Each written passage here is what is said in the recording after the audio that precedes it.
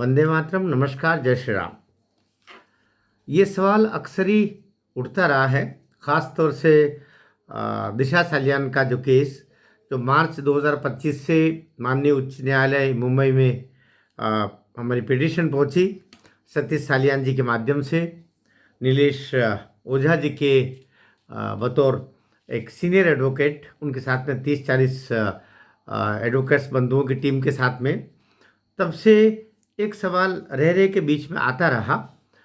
कुछ बंधु भी उसको सवाल करते रहे और अभी मैंने एक पिछला वीडियो मेरी जानकारी के हिसाब से जो बताया था कि 19 फरवरी को हियरिंग होगी, होने की संभावना है, होगी।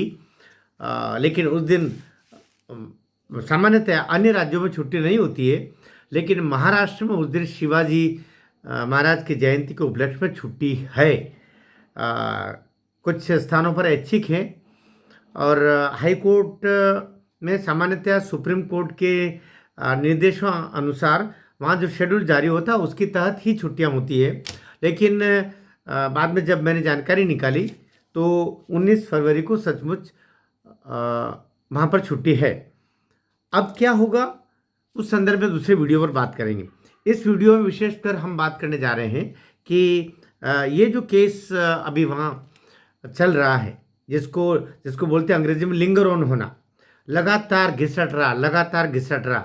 शुरू में इतनी तेज़ी थी जब वो किसी गलत बेंच पर गया और वहाँ से फिर कोतवाल साहब के बेंच पर आया, तब तक ऐसा लग रहा था कि शायद दो एक हियरिंग में हो जाएगा। वैसे सारे जो विधि के जानकार है उस बात को जानते हैं कि नोटिस इशू होंगे, जवाब के लिए दिया जाएगा, वे आदित्य ठाकरे पर एफआईआर हो, अभी तक क्यों नहीं हुई, इसमें क्या क्या फाइंडिंग्स है, सीबीआई ने जांच नहीं की, सीबीआई ने जो जांच की वो तो कोई और ही जांच थी, बाद में संबंधित पुलिस थाने ने क्या जांच की, फिर उसने क्लोजर रिपोर्ट कैसे दे दी, क्लोजर रिपोर्ट भी उसने कहाँ जमा की, क्लोजर रिपोर्ट तो हाई कोर्ट में जमा करनी थी, वहाँ के ट्रायल कोर्ट में जमा करना थी, पर ट्रायल कोर्ट में जमा करने के स्थान पर उसने अपने पुलिस डिपार्टमेंट में ही जाके जमा कर दी।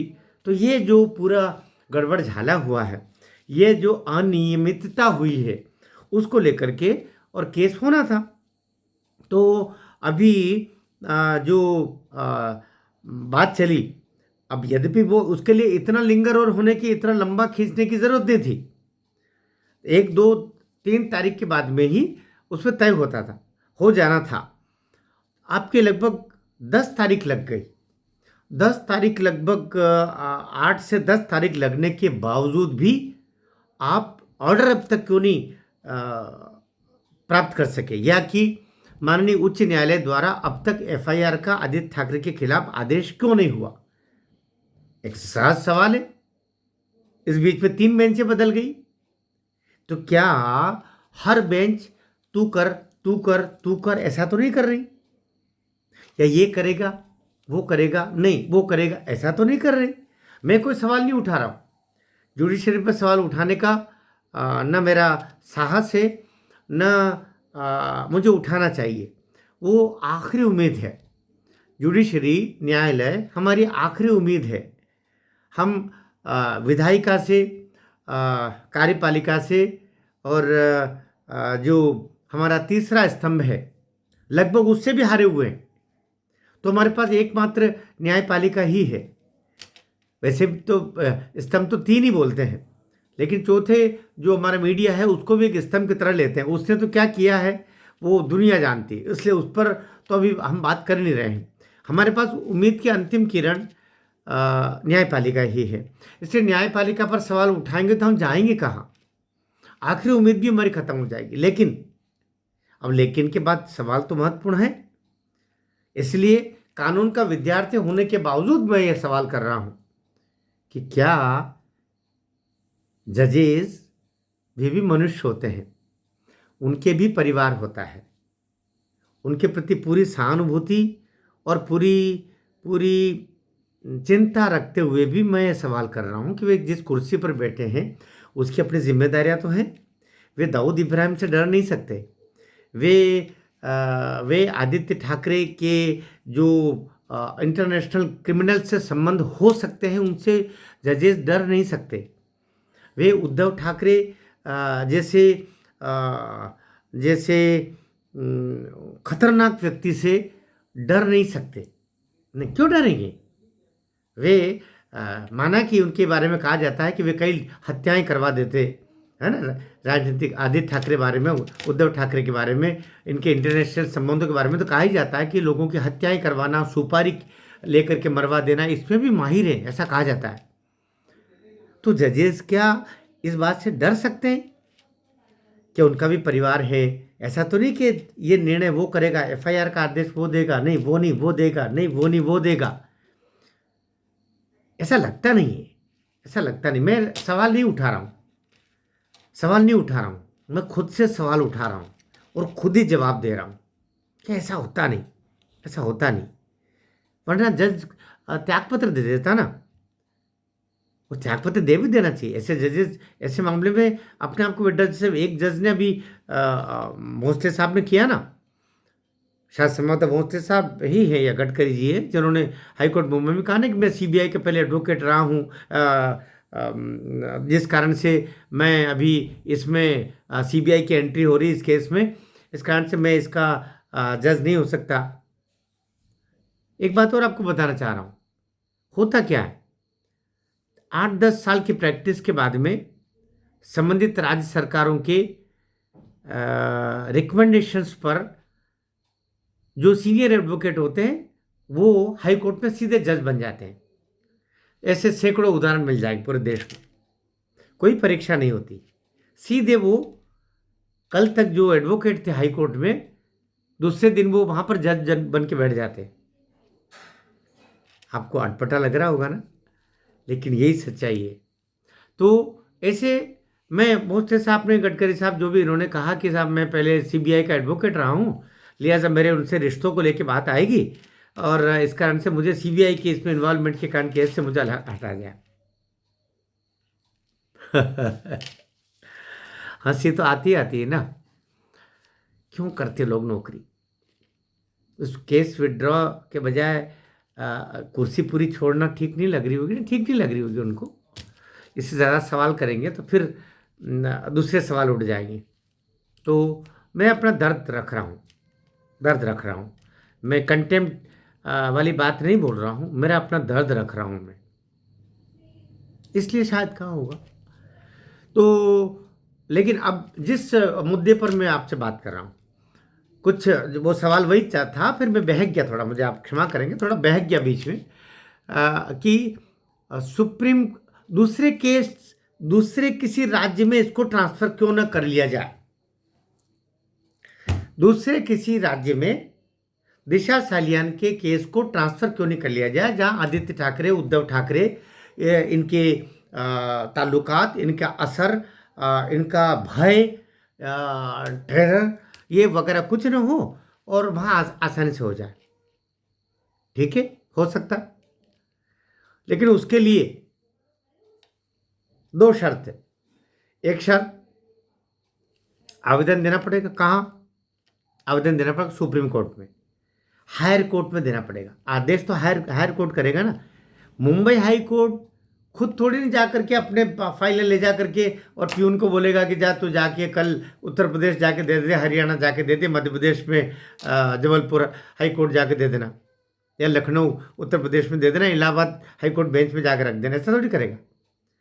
ये पिटिशन लेके जाना पड़ेगा सुप्रीम कोर्ट। सुप्रीम कोर्ट में अपने एडवोकेट कारण बताएंगे कि मिलॉर्ड ऐसा ऐसा मामला है, वहाँ पर ऐसा ऐसा हो रहा है, 1 साल से केस लिंगर ऑन हो रहा है, वहाँ पर कुछ होता है, या क्या कारण है, न कारण क्या हमें खुलासा संभव है हमारे सामने, न कोई बता रहा है, न कोई बताएगा। कौन जज बताएगा? अंदर की बात ऐसी नहीं बताएगा ना, वो भी मनुष्य है, नौकरी भी करना है, सब बचाना भी है। और वो मैं ये नहीं कह रहा कि वो वहाँ पर एक वर्मा जी, न्यायमूर्ति जी के घर नोटों के बंडल के बंडल। ये तो अच्छा हुआ कि मुंबई हाई कोर्ट में जजेस के घर पर इस तरीके से कुछ होता है, कहीं आग नहीं लगती। वहाँ तो आग लग गई थी, इसलिए पता चल गया, शायद हम जाने किसने आग लगाई होगी। इलाहाबाद हाई कोर्ट में तो खैर सब जज अच्छे हैं, वहाँ कोई भ्रष्टाचारी जज तो नहीं है वहाँ पर, जिससे ऐसे अपन कल्पना कर लें कि वहाँ पर भी ऐसे नोटों के बंडल उद्धव ठाकरे और आदित्य ठाकरे ने वो जो गार्ड के कमरे में रखवा दिए गए होंगे। और कहते अभी तो दिवाली दूर है, कुछ चिंगारी जा करके आग लग, खैर वहाँ तो कैसे हुआ ही नहीं होगा, हम क्यों ऐसी बात कर रहे हैं, करने की ज़रूरत नहीं। तो अभी तो उसके लिए मैं जो बात कह रहा हूँ, हाई कोर्ट में इस केस की पेंडेंसी को लेकर के फिर निग्लिजेंसी का कहीं आरोप लगाते हुए सुप्रीम कोर्ट में एक पिटिशन रखना पड़ेगी। फिर सुप्रीम कोर्ट में जज वहाँ के जो न्यायमूर्तियाँ हैं, वो सिंगल बेंच भी हो सकती है, डबल बेंच भी हो सकती है, वो ये आदेश वहाँ से करेंगे कि हाँ, और फिर हमें रखना पड़ेगा कि आपके लिए सुविधाजनक कौन सा कोर्ट रहेगा।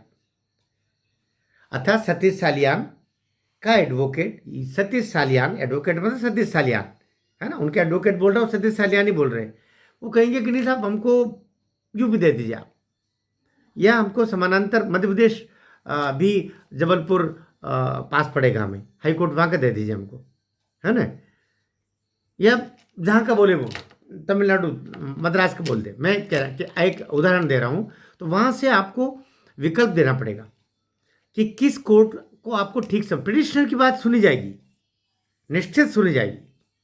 तो उस आधार पर माननीय उच्चतम न्यायालय आदेश पारित करेगा और मुंबई हाई कोर्ट के रजिस्ट्रार को कहेगा आप ये पूरा पुलिंदा ये सब फला फला कोर्ट में पहुंचा दीजिए। उसी की कॉपी उस कोर्ट पे भी जाएगी कि आपके पास में एक केस ही आ रहा है, जो फला वहाँ के मुख्य न्यायाधीश जो होंगे उस प्रदेश के कोर्ट के मुख्य न्यायाधीश उसको कहेंगे कि आप इसके लिए एक बेंच तैयार करें और वहाँ इसकी हियरिंग हो। ये प्रोसीजर है, इस तरीके से करना होगा। तो इतना आसान नहीं है, उसके लिए फिर मान के चलिए 2 से 3 महीने लग जाएंगे इस केस को ट्रांसफर करने में। इसलिए अपने एडवोकेट जो ट्राई कर रहे हैं कि यहीं का यहीं हो जाए, वो यहीं कहीं हो सकता है, इसमें भी कोई दो मत नहीं। तो इस केस के अन्य राज्य में ट्रांसफर की प्रोसेस क्या होगी, क्या क्या हर्डल से होना है, तो कैसे होगा, इस बारे में इस वीडियो में हमने बात की। आपके संशय दूर हो गए होंगे। इसके बावजूद भी कुछ संशय रहे तो आप कमेंट बॉक्स में बताइएगा। मैं इसी के लिए एक वीडियो आज मैंने बनाया फुर्सत से, कि अन्य राज्य में लेके जाने के तरीके ये होंगे। फिर वहाँ पर आपके एडवोकेट्स को लेकर के फिर वहाँ दौड़ भाग करना पड़ेगी। अभी तो नीलेश ओझा जी यहीं की ही बात कर रहे हैं, यहीं से अपना ऑफिस से निकल के जाते हो करते हो, 30-40 एडवोकेट्स वही जाते हो करते होंगे, फिर आपको वहाँ के लिए अटकान भटकान करना पड़ेगी। तो अभी ये अंतिम उपाय है अन्य कोर्ट में जाना, अन्य स्टेट के कोर्ट में जाना। मैं सोचता हूँ कि आपको ये विषय ठीक से समझ में आ चुका होगा, केस ट्रांसफ़र वाला, और दिशा सालियान केस में क्या दिक्कत है और अगर करें तो क्या तरीका होगा, इस बारे में स्पष्ट हुआ होगा। वीडियो ठीक लगा हो तो शेयर कीजिएगा, और चैनल पर नए हो तो सब्सक्राइब भी अवश्य कीजिएगा। मैं गंभीरतापूर्वक आपसे आग्रह कर रहा हूँ। मेरी चैनल बीच बीच में बहुत डामाडोल होने लगी, तो मैं भी शायद ध्यान कम दे रहा हूँगा, ये भी हो सकता है, तो मुझे क्षमा भी करेंगे। मेरे से हुई किसी टिप्पणी से आपके मन को दुख पहुँचे तो मुझे आप क्षमा भी करेंगे। भारत माता की।